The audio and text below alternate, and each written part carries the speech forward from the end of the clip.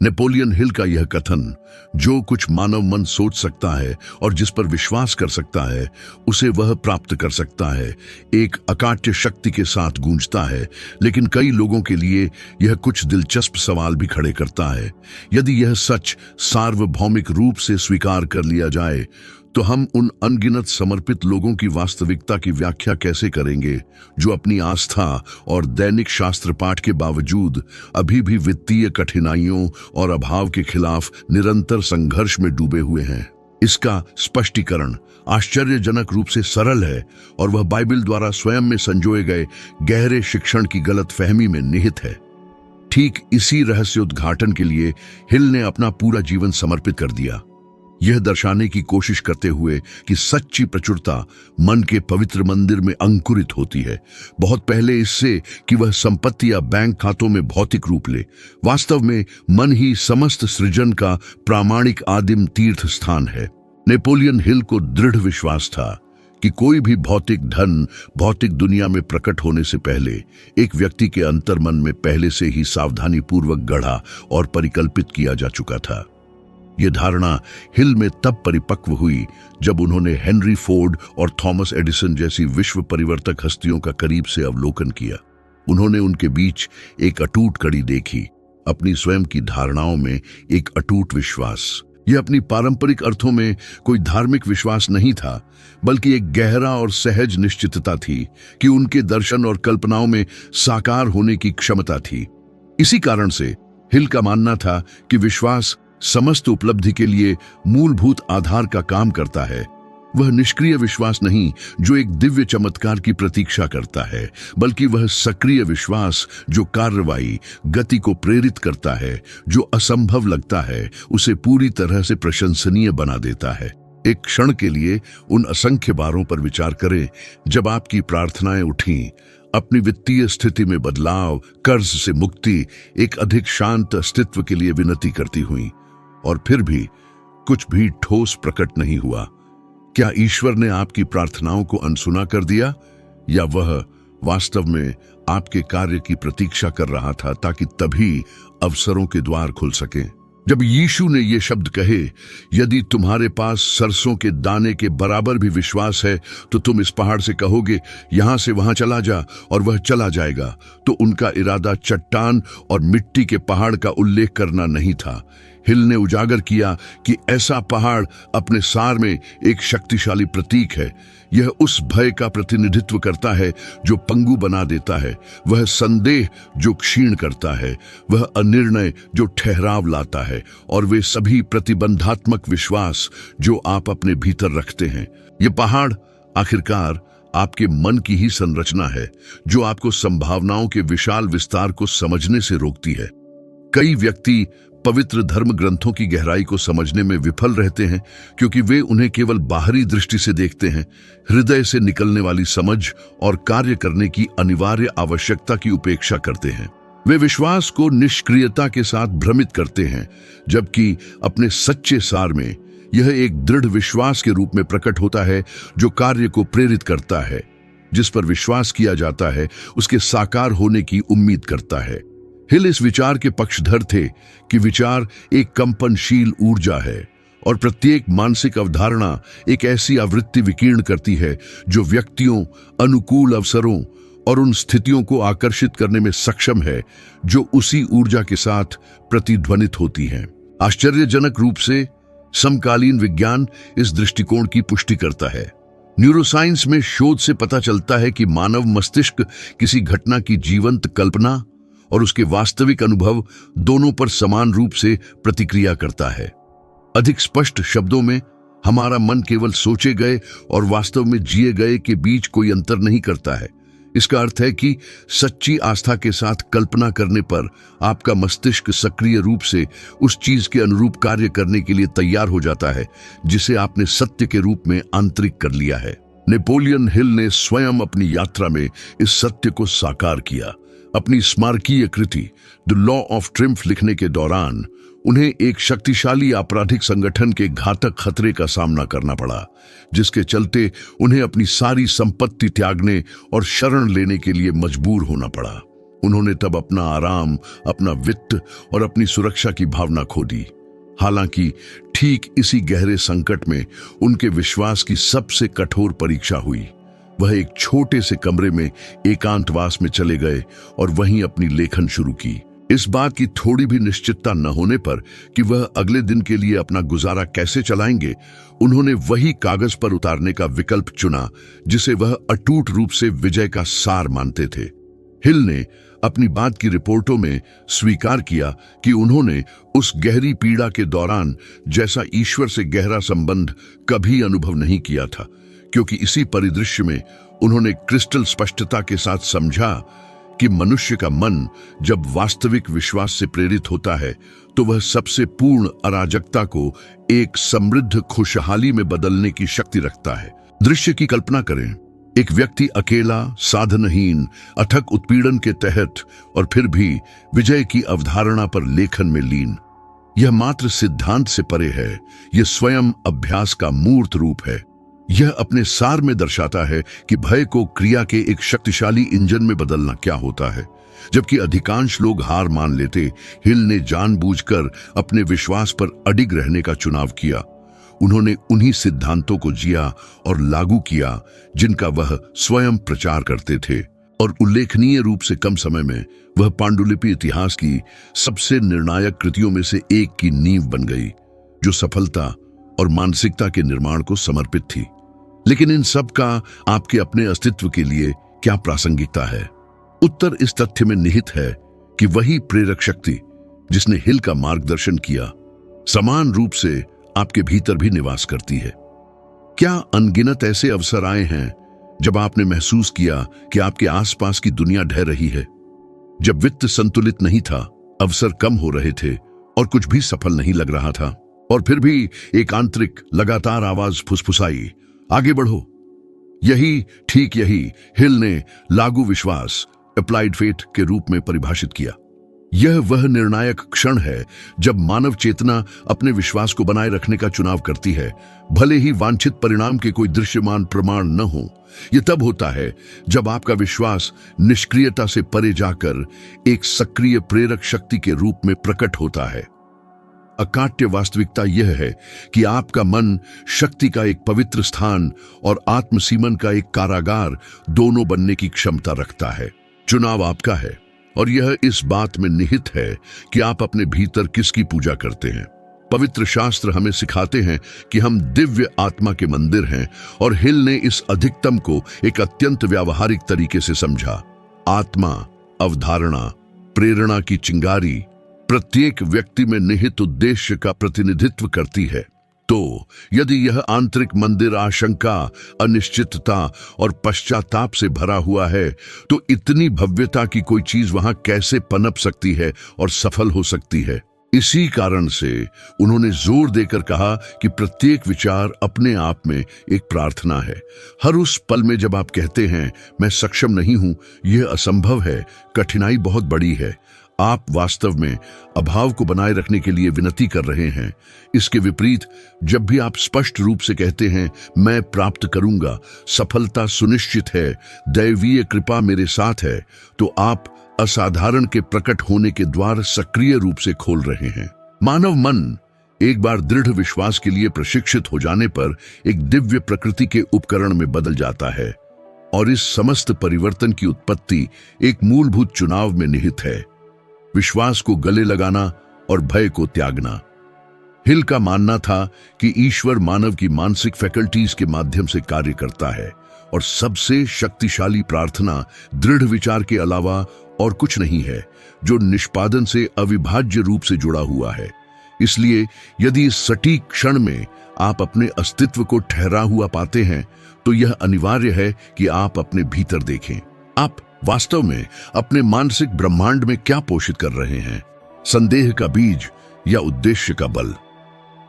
Napoleon Hill की यात्रा इस बात का अकाट्य प्रमाण है कि यात्रा का प्रारंभिक बिंदु भौतिक धन की मांग नहीं करता है, लेकिन इसकी निरंतरता विश्वास की एक अटूट खुराक की मांग करती है। उन्होंने अपनी राह किसी भी संसाधन से रहित होकर शुरू की, लेकिन उनके पास किसी ऐसी चीज में एक उत्साही विश्वास था जो उन्हें पार करती थी। और ठीक यही धारणा अधिकांश लोगों में अनुपस्थित है।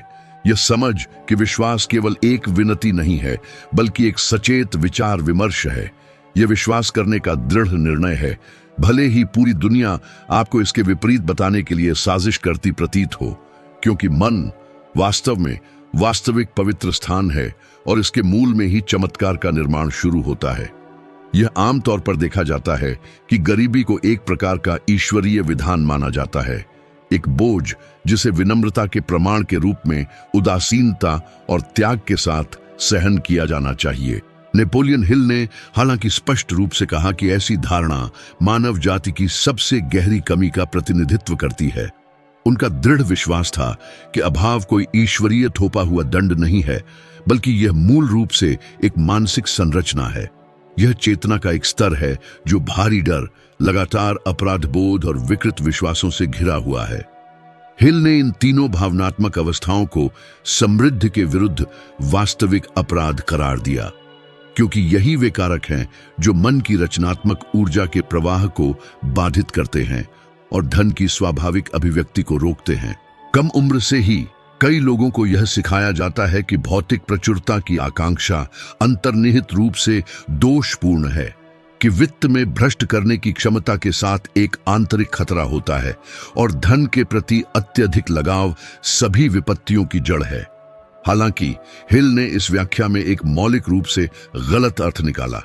पवित्र ग्रंथ अपने सार में कभी भी स्वयं धन की निंदा नहीं करते। वास्तव में वे जिस चीज की निंदा करते हैं वह है मूर्ति पूजा। धन को जीवन के उद्देश्य से ऊपर, स्नेह के बंधनों से ऊपर और बड़े भले से ऊपर रखना।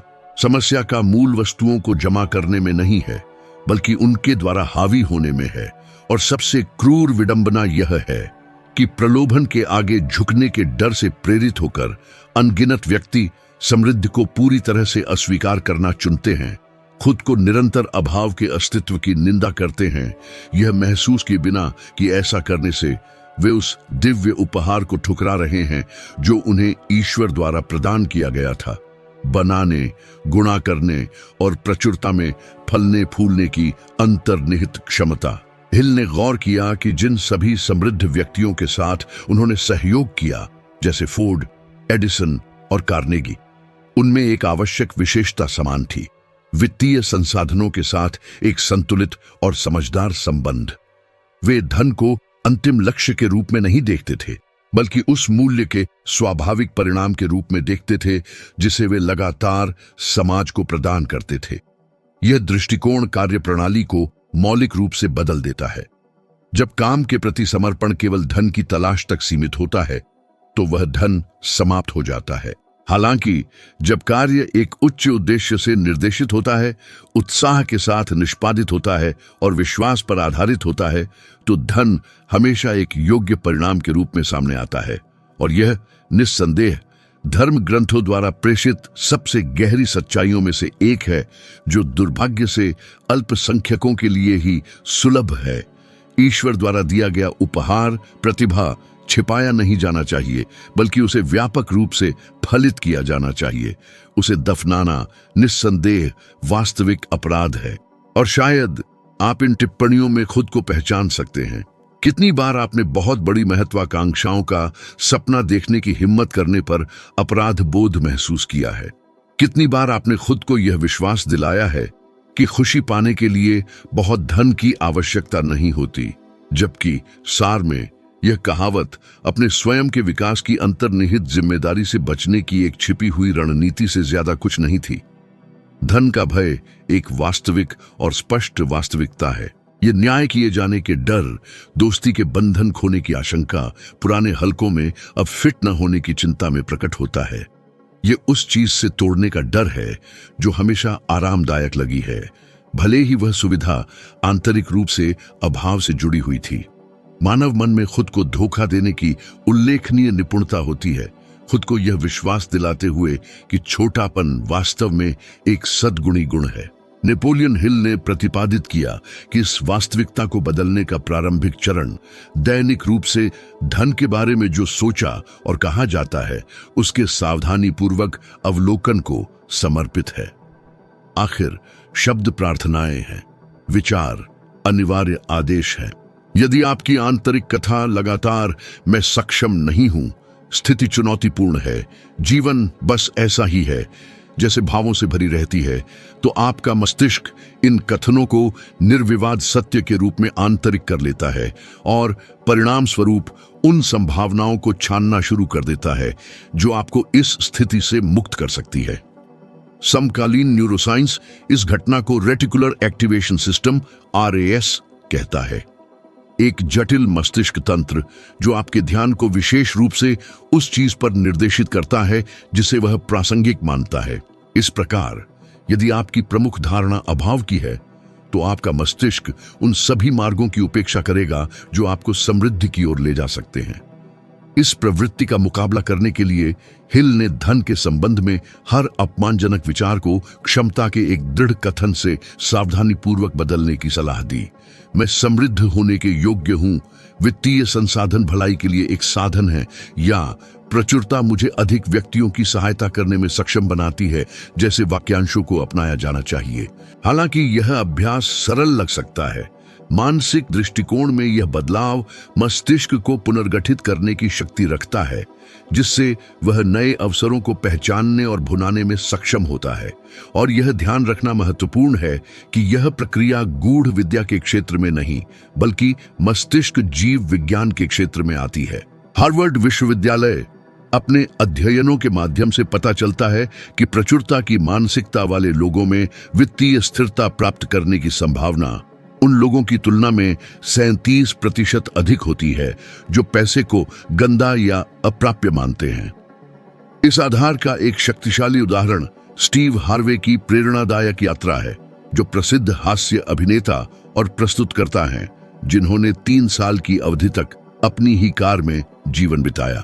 वह बताते हैं कि इस कठिन दौर में वह प्रतिदिन थिंक एंड ग्रो रिच के पन्नों को पढ़ते थे, नेपोलियन हिल के कथनों को अथक रूप से दोहराते रहते थे, जब तक एक निर्णायक दिन उन्होंने विलाप करना बंद करने का संकल्प लिया और उस जीवन की कल्पना करना शुरू कर दिया जिसकी उन्हें हार्दिक इच्छा थी।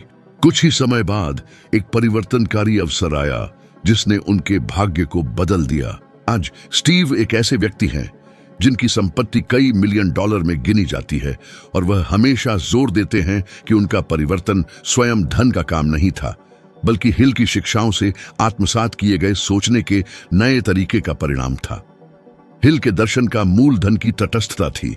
उन्होंने समझाया कि यह केवल आपको और अधिक बढ़ाता है कि आप पहले से ही कौन हैं।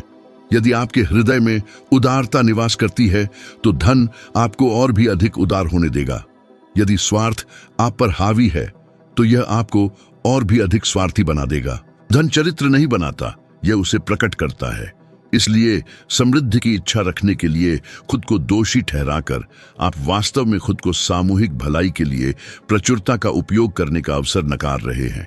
यह ऐसा है जैसे एक हिचकिचाहट भरी फुसफुसाहट में आप ईश्वर से कह रहे हों, मुझ पर भरोसा न करें, क्योंकि मैं नहीं जानूंगा कि आप मुझे जो देना चाहते हैं उसे कैसे प्रबंधित करूं। हिल ने यह भी चेतावनी दी कि अपराध बोध की भावना समृद्धि के लिए सबसे बड़ी मानसिक बाधाओं में से एक का प्रतिनिधित्व करती है। अपराध बोध पंगु बना देता है। यह विश्वास स्थापित करता है कि व्यक्ति सफलता का हकदार नहीं है, और जो खुद को अयोग्य मानता है वह निश्चित रूप से अपनी ही उपलब्धियों को तोड़फोड़ करता है। इसलिए उन्होंने सिखाया कि सच्चा पश्चाताप बुरा महसूस करने में नहीं है, बल्कि गलती को ज्ञान में बदलने और सीखे हुए सबक के साथ आगे बढ़ने में है। अभाव की बेड़ियों को तोड़ने के लिए हिल ने एक व्यावहारिक और खुलासा करने वाला अभ्यास प्रस्तावित किया। 7 दिनों की अवधि के लिए आपको अपने शब्दावली से पैसे से संबंधित किसी भी नकारात्मक अर्थ वाले वाक्यांश को पूरी तरह से हटा देना चाहिए। मैं नहीं कर सकता, मेरे पास नहीं है, या यह असंभव है जैसा कुछ भी नहीं। हर बार जब अभाव का विचार आपके मन में आता है तो निर्देश यह था कि उसे कृतज्ञता और खुलेपन के विचार से बदल दें। मैं प्रचुरता के लिए खुला हूं। भगवान मुझे आशाजनक अवसरों की ओर मार्गदर्शन करते हैं। समृद्धि रास्ते में है। यह दिखने में एक साधारण चुनौती है, लेकिन इसमें अपार शक्ति है, क्योंकि केवल 1 सप्ताह में आप देखेंगे कि एक ही दिन में कितनी बार आपका मन अनजाने में प्रचुरता के बजाय अभाव को चुनता है। अभाव का वास्तविक पाप खाली बैंक खाते में नहीं है, बल्कि उस मन में है जो अपनी स्वयं की सृजन शक्ति पर विश्वास करने से इनकार करता है। हिल का मानना था कि ईश्वर विचारों के माध्यम से प्रकट होता है और धन केवल उन तरीकों में से एक है जिसके द्वारा यह अभिव्यक्ति भौतिक तल पर साकार होती है। इस तरह जब आप पैसे के बारे में सोचने का तरीका बदलते हैं तो आप वास्तव में उसके आपके जीवन में व्यवहार करने और प्रवाहित होने के तरीके को बदलते हैं। उनके लिए गरीबी कोई शाश्वत स्थिति नहीं है, बल्कि एक ऐसा चुनाव है जो हर बार तब नया होता है जब कोई यह विश्वास करने का फैसला करता है कि समृद्ध होना गलत है। नेपोलियन हिल ने अपने स्वयं के जीवन के माध्यम से और अपने समय के महानतम दिग्गजों पर अपने सावधानी पूर्वक अध्ययनों के माध्यम से यह साबित किया कि प्रचुरता सबसे पहले हमारे भीतर अंकुरित होती है, और जब तक मनुष्य विनम्रता को सीमा के साथ भ्रमित करता रहेगा, वह गरीबी की स्थिति में रहेगा, भौतिक वस्तुओं की नहीं बल्कि चेतना और धारणा की। नेपोलियन हिल ने कहा कि मानव मन एक अदृश्य विद्युत संयंत्र जैसा है और विश्वास उस स्विच के रूप में कार्य करता है जो इस ऊर्जा को स्वतंत्र रूप से प्रवाहित करने की अनुमति देता है। उन्होंने देखा कि उन्होंने जिन भी सफल व्यक्तियों का अध्ययन करने का अवसर प्राप्त किया, उनमें एक अनोखी विशेषता समान थी, अपनी इच्छाओं को साकार करने की अपनी क्षमता में एक अटूट विश्वास। और यह विश्वास केवल धार्मिक प्रकृति का नहीं था, यह एक व्यावहारिक शक्ति थी जिसमें लगभग वैज्ञानिक पहलू थे। हिल के अनुसार विश्वास एक ऐसी भावना है जो जब विचार के साथ सामंजस्यपूर्ण ढंग से जुड़ जाती है तो एक शक्तिशाली कंपन में बदल जाती है जो भौतिक दुनिया के ताने बाने को बदलने में सक्षम है। यही वह चीज थी जो केवल सपने देखने वालों और उन्हें वास्तव में साकार करने वालों के बीच अंतर करती थी। उन्होंने गौर किया कि बहुत से लोग विश्वास रखने का दावा करते हैं, लेकिन यह विश्वास ज्यादातर कमजोर, सतही होता है, जो किसी भी बाधा के पहले संकेत पर आसानी से टूट जाता है। जिस विश्वास की हिल बात कर रहे थे वह पूरी तरह से भिन्न प्रकृति का था। यह एक ऐसा विश्वास था जो रोजाना निर्मित और पोषित होता है, दोहराव, लगातार कल्पना और सचेत आत्म सुझाव से पोषित होता है। उनके लिए विश्वास एक मांसपेशी के समान है, जितना अधिक इसका प्रयोग किया जाता है उतना ही यह मजबूत और प्रतिरोधी बनता है। और जिस विधि को उन्होंने लगन से विकसित किया, बाइबल के सिद्धांतों और बड़े उद्योगपतियों के व्यवहार पर अपनी गहरी टिप्पणियों से प्रेरणा लेते हुए, उसका एक सीधा सादा उद्देश्य था, मन को इस हद तक गहरे विश्वास के लिए पुनः प्रोग्राम करना कि वह वास्तविकता में साकार हो जाए। हिल मन को एक उर्वर भूमि के रूप में देखते थे जहां हर विचार एक बीज होता है। यदि आप संदेह बोते हैं तो असफलता मिलेगी, यदि आप विश्वास बोते हैं तो इनाम विजय होगी। और जैसे एक किसान यह सवाल नहीं करता कि बीज अंकुरित होगा या नहीं, वैसे ही विश्वास का व्यक्ति अंतिम परिणाम पर संदेह नहीं करता। वह बस अपना काम करता है, इस अटूट विश्वास के साथ कि अदृश्य प्रक्रिया पूरी तरह से चल रही है। यही उस चीज का सार था जिसे हिल इच्छा को वास्तविकता में बदलना कहते थे। और यह वास्तव में प्रभावशाली है कि 1930 के दशक में विकसित यह अवधारणा आधुनिक भौतिकी आज जिसे तरंग कार्य के ढांचे के रूप में वर्णित करती है, उसकी कितनी अद्भुत भविष्यवाणी करती है। यह उल्लेखनीय विचार कि वास्तविकता सचेत अवलोकन पर सक्रिय रूप से प्रतिक्रिया देती है। हालांकि हिल यह भी जानते थे कि विश्वास शून्य से नहीं उपजता, इसे ठोस नींव की आवश्यकता होती है।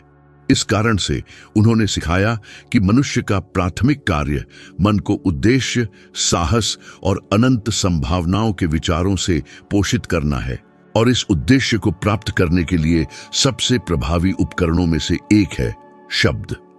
उन्होंने जोर देकर कहा कि दैनिक प्रतिज्ञान तीव्र इच्छा और अटूट विश्वास के बीच सेतु का काम करते हैं। जब आप एक विचार को सच्ची भावना के साथ दोहराते हैं तो वह केवल विचार की स्थिति से ऊपर उठकर एक आंतरिक विश्वास में बदल जाता है। यह ऐसा है जैसे मन अपने मूल में घोषित करता है, यह मेरे लिए एक पूर्ण सत्य है, और इस बिंदु से आपका पूरा व्यवहार और आपके कार्य इस नए और शक्तिशाली विश्वास के अनुरूप होने लगते हैं। इस कारण से हिल ने जोर देकर कहा कि व्यक्ति को उन शब्दों के प्रति अत्यधिक सावधान रहना चाहिए जो वह अपने बारे में बोलता है। मैं बदकिस्मत हूं, मेरे लिए कुछ भी सही नहीं होता, या मेरी किस्मत अच्छी नहीं है, जैसे वाक्यांश सार में आत्मविनाश की प्रार्थनाएं हैं। वे अवचेतन मन को ठीक वही करने के लिए प्रोग्राम करते हैं जिससे आप सबसे ज्यादा डरते हैं। और उन्होंने शास्त्रों के एक अंश को याद दिलाने पर जोर दिया जो गहराई से गूंजता है। मनुष्य वही है जो वह अपने हृदय में सोचता है, वह नहीं जो सतही रूप से सोचा जाता है, बल्कि वह जो गहरे और मौलिक स्तर पर माना जाता है। यह भावनात्मक मन के उस गहरे कोने में है, न कि केवल तार्किक मन में, जहां विश्वास अपना सबसे शक्तिशाली प्रभाव डालता है। एक शास्त्रीय उदाहरण जो हिल अक्सर सामने लाते थे वह हेनरी फोर्ड का था। जब उस समय के सभी विशेषज्ञों और इंजीनियरों ने 8 सिलेंडर इनलाइन इंजन बनाना असंभव घोषित कर दिया था, तो फोर्ड ने अटूट सरलता के साथ जवाब दिया, फिर भी करो। इंजीनियरों ने अपनी अविश्वास में उसे पागल करार दिया। 6 महीने बाद वे वापस लौटे, फिर से यह कहते हुए कि कार्य असंभव था, और फोर्ड ने उसी दृढ़ता के साथ दोहराया, कोशिश करते रहो। 1 साल बाद 8 सिलेंडर वी इंजन तैयार था, सभी उम्मीदों के विपरीत। फोर्ड के पास यह पूर्व ज्ञान नहीं था कि यह कारनामा कैसे पूरा होगा, लेकिन उन्हें परिणाम में अडिग विश्वास था। इस विश्वास ने उन्हें अटूट बनाए रखा, यहां तक कि दृश्यमान प्रमाणों की अनुपस्थिति में भी। हिल ने समझाया कि यही अनुशासित मन की सच्ची शक्ति है, पहले विश्वास करने की क्षमता, फिर देखने की। और शायद यह मानवीय समझ के लिए सबसे चुनौतीपूर्ण बिंदु है, क्योंकि मन को देखने के बाद ही विश्वास करने के लिए वातानुकूलित किया गया है। हिल ने इस उल्टे तर्क को साहसपूर्वक चुनौती दी। उनके लिए प्रक्रिया विपरीत तरीके से काम करती थी। आप देखते हैं क्योंकि आप विश्वास करते हैं। आज विशाल भौतिक दुनिया में जो कुछ भी मौजूद है वह अपनी उत्पत्ति में एक विचार था, किसी के अटूट विश्वास से लगातार पोषित एक विचार। एक शानदार पुल, एक समृद्ध कंपनी, एक क्रांतिकारी आविष्कार, सब कुछ एक मानसिक छवि के रूप में शुरू हुआ। महत्वपूर्ण अंतर इस तथ्य में निहित है कि कुछ लोगों ने संदेह किया और अंततः हार मान ली, जबकि अन्य उत्साह के साथ तब तक लगे रहे जब तक कि विचार पूरी तरह से साकार नहीं हो गया। हिल अक्सर यह सुनाते थे कि थॉमस एडिसन ने बिजली का बल्ब बनाने से पहले 10,000 से अधिक बार असफलता का सामना किया था, और जब एक रिपोर्टर ने कुछ उत्सुकता के साथ उनसे पूछा कि इतने सारे गलतियां करने पर उन्हें कैसा महसूस हुआ, तो एडिसन ने एक ऐसी स्पष्टता के साथ जवाब दिया जो हिल के दर्शन को प्रतिध्वनित करती थी, मैंने 10,000 बार गलती नहीं की, मैंने बस 10,000 ऐसे तरीके खोजे जो काम नहीं करते थे। हिल के अनुसार यह जवाब विश्वास से पूरी तरह से अभिभूत मन का अकाट्य प्रमाण है। एडिसन विफलताओं को दुर्गम बाधाओं के रूप में नहीं मानते थे, बल्कि खोज प्रक्रिया के आंतरिक चरणों के रूप में मानते थे। उन्हें यह पूर्ण विश्वास था कि बल्ब संभावित रूप से मौजूद था, बस उसे ठोस दुनिया में प्रकट करने का तरीका खोजना था। इसलिए विश्वास अंधा या तर्कहीन विश्वास नहीं है, यह अपने सार में आंतरिक निश्चितता में गहराई से निहित एक तार्किक विश्वास है कि ब्रह्मांड अनुशासित और केंद्रित मन पर प्रतिक्रिया करता है। हिल ने दावा किया कि जब मनुष्य इस आंतरिक निश्चितता से जुड़ जाता है तो वह अजेय हो जाता है। कोई भी बाहरी चीज उसे रोकने की शक्ति नहीं रखती, क्योंकि विजय उसके आंतरिक ब्रह्मांड में पहले ही पूरी हो चुकी है। यीशु मसीह का यही आशय था जब उन्होंने कहा, जो विश्वास करता है उसके लिए सब कुछ संभव है। और हिल इस वाक्यांश को एक व्यक्तिगत मंत्र के रूप में दोहराते थे।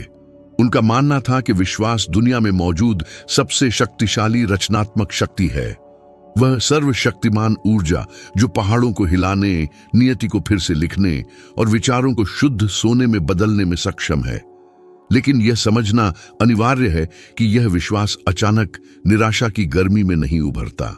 यह चुपचाप, जब कोई नहीं देख रहा होता, गहन चिंतन के शांत घंटों में और खुद पर और प्रक्रिया पर थोड़ा और विश्वास करने के दैनिक और निरंतर अभ्यास से निर्मित होता है।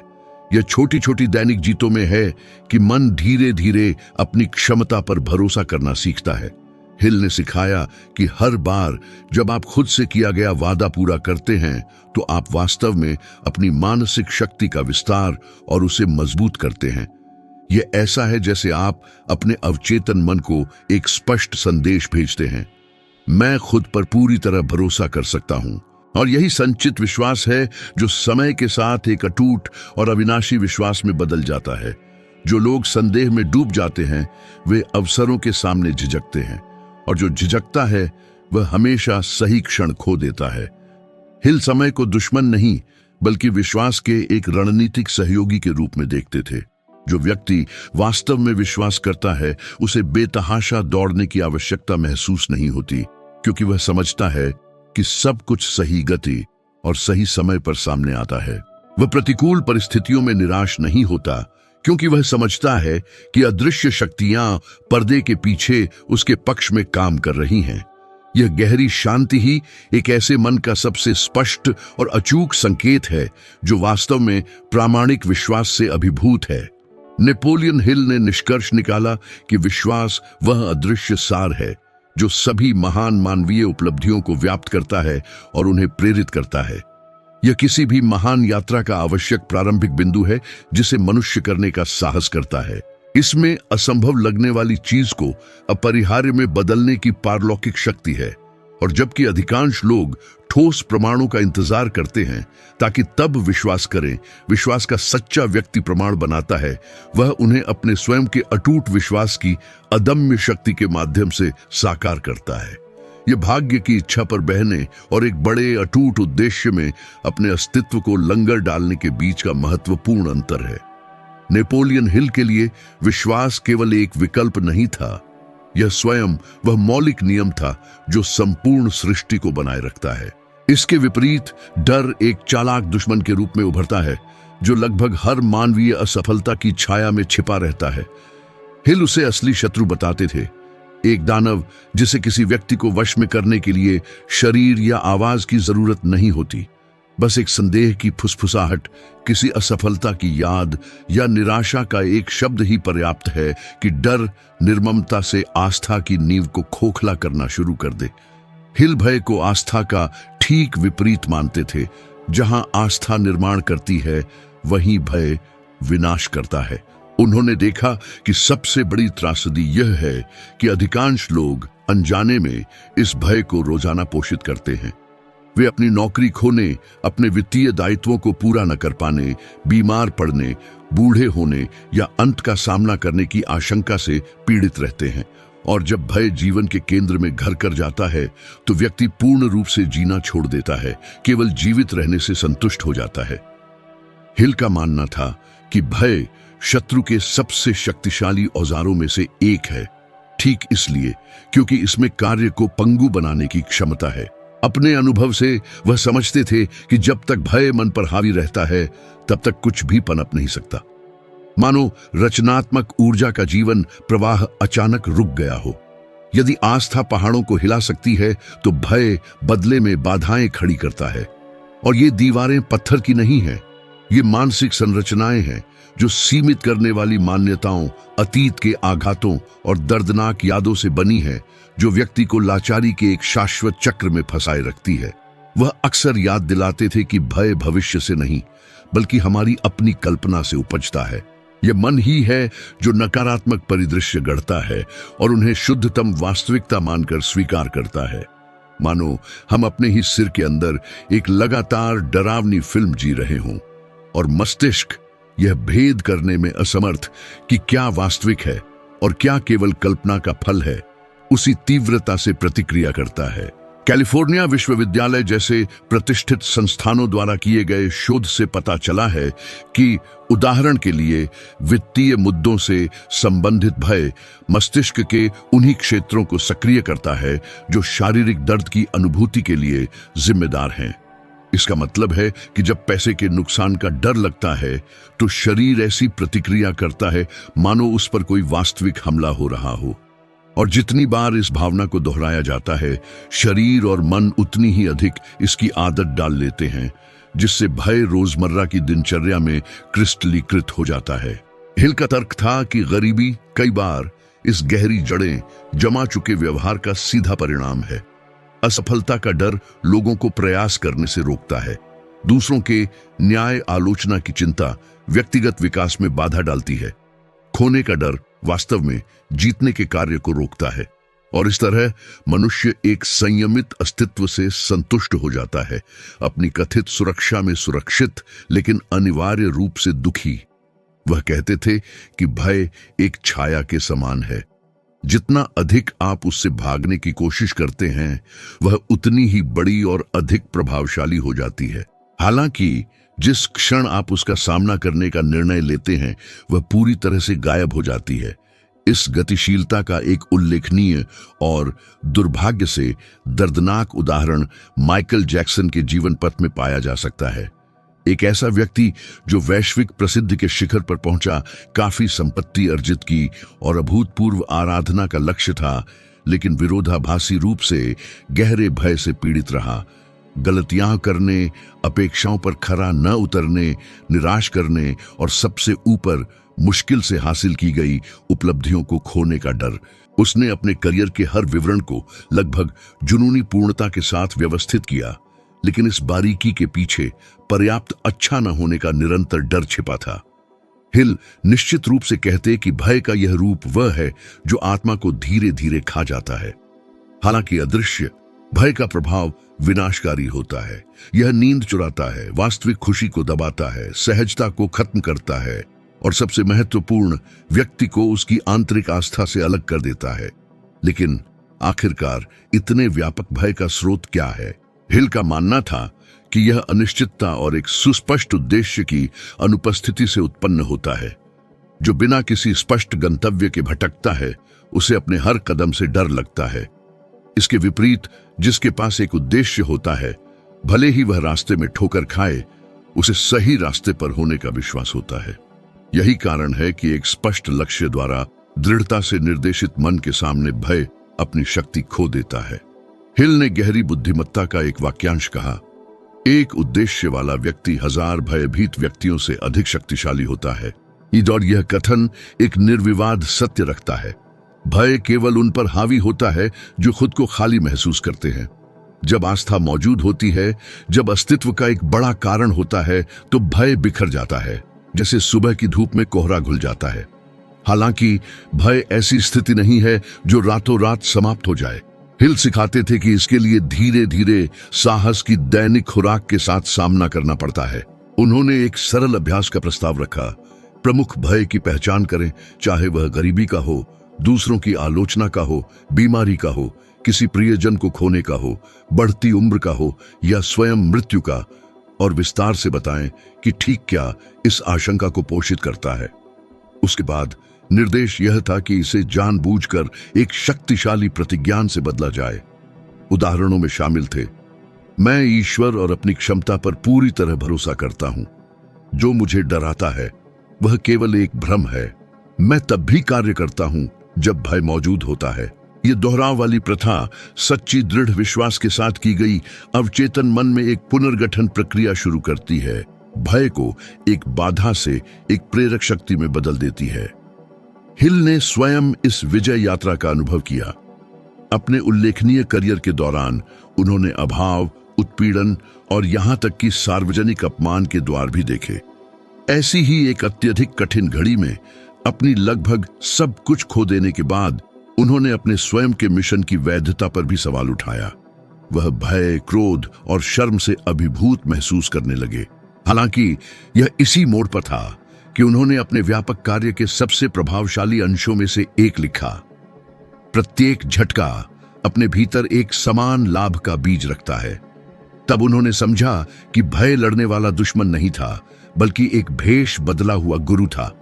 यह भय ही था जिसने उन्हें अपनी आस्था के स्तंभों को मजबूत करने के लिए प्रेरित किया। यह विपरीत परिस्थितियां थीं जिन्होंने उन्हें जीवन की बदलती परिस्थितियों की तुलना में ईश्वर पर अधिक भरोसा रखने की शिक्षा दी। उन्होंने बताया कि एक महत्वपूर्ण वित्तीय उलटफेर के बाद उन्होंने पूरी रात प्रार्थना और गहन आत्मनिरीक्षण में बिताई और उस अस्तित्वगत अंधेरे के बीच उन्होंने एक प्रकार के ज्ञान का अनुभव किया। उन्होंने महसूस किया कि भय केवल आस्था की अनुपस्थिति थी, ठीक वैसे ही जैसे अंधेरा केवल प्रकाश की कमी है। उस क्षण से उन्होंने कभी भी भय को अपने मन पर नियंत्रण हथियाने की अनुमति न देने का फैसला किया। वह मानते थे कि सबसे बड़ा रहस्य भय के बावजूद कार्य करने में निहित है, क्योंकि क्रिया अपने सार में इसे निष्क्रिय करने का सबसे प्रभावी मार्ग है। समकालीन शोध हिल की अग्रणी अंतर्ज्ञान की पुष्टि करते हैं। अमेरिकी विश्वविद्यालयों द्वारा किए गए अध्ययनों से पता चलता है कि साहस भय की पूर्ण अनुपस्थिति नहीं है, बल्कि इस भावना की उपस्थिति में भी आगे बढ़ने और कार्य करने की उल्लेखनीय क्षमता है।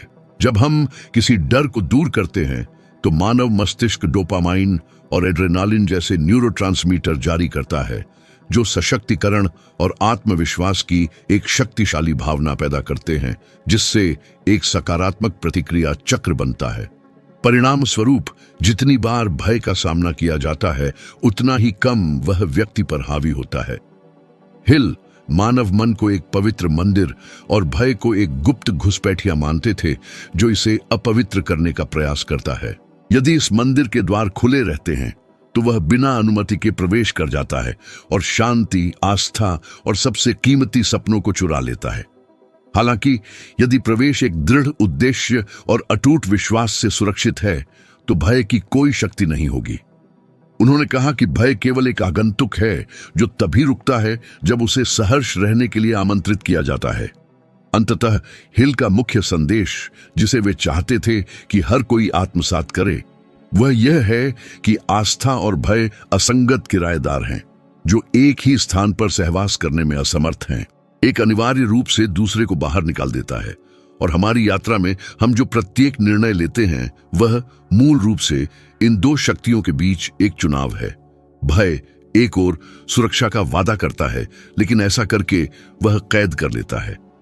आस्था दूसरी ओर हमें चुनौती देती है, लेकिन बदले में हमें सच्ची स्वतंत्रता प्रदान करती है। यही कारण है कि हिल ने घोषणा की कि वास्तव में स्वतंत्र मनुष्य वह नहीं है जिसे कभी भय का अनुभव नहीं होता, बल्कि वह है जो पूरी तरह से इसके अधीन होने से इनकार करता है। क्योंकि जब तक भय विकल्पों को निर्धारित करता है, जीवन निर्दयता से बहता रहता है और समय क्रूरता से खोए हुए अवसरों को वापस नहीं देता। यदि कोई मौलिक सबक है जो नेपोलियन हिल ने हमें दिया है, तो वह यह है कि वास्तविक शक्ति उसमें निहित है जो कार्य करने का निर्णय लेता है, जो ज्ञान को ठोस अभ्यास में और आस्था को गतिशील आंदोलन में बदलकर सिद्धांत से आगे बढ़ता है। यहाँ साझा किया गया हर शब्द केवल कुछ पलों की क्षणिक प्रेरणा देने के इरादे से नहीं बोला गया है, बल्कि जीवन को समझने और अनुभव करने के एक नए तरीके के लिए, एक गहन जागृति को उत्प्रेरित करने के लिए है। ऐसा इसलिए है क्योंकि आप जिस सच्चे रूपांतरण की तलाश में हैं, वह ठीक उसी मोड़ पर शुरू होता है जहां अधिकांश लोग हार मान लेते हैं। और यदि आप इस पल तक पहुंच गए हैं, तो यह इस बात का संकेत है कि आप उस भीड़ का हिस्सा नहीं हैं। एक समृद्ध मन, अटूट विश्वास और भय पर विजय का यह सफर कभी समाप्त नहीं होता। यह हर नई खोज के साथ विस्तृत और गहरा होता जाता है। इसीलिए इस यात्रा का अगला पड़ाव ठीक इसी पल आपके सामने है। अभी क्लिक करें और इस ज्ञान में और गहराई तक उतरे, क्योंकि अगला कदम जीवन और सफलता के प्रति आपकी सोच को पूरी तरह से बदल सकने की क्षमता रखता है। मैं यहाँ आपका मनोरंजन करने नहीं आया हूँ, मैं यहाँ एक गहरा परिवर्तन लाने के लिए हूँ। मेरी प्रतिबद्धता आपके विकास, आपकी आंतरिक शक्ति को मजबूत करने और आपकी जागृति के साथ है। और यदि आपको लगता है कि यह सचमुच आपका समय है, तो मैं अगले पड़ाव पर आपसे मिलने का इंतजार कर रहा हूँ।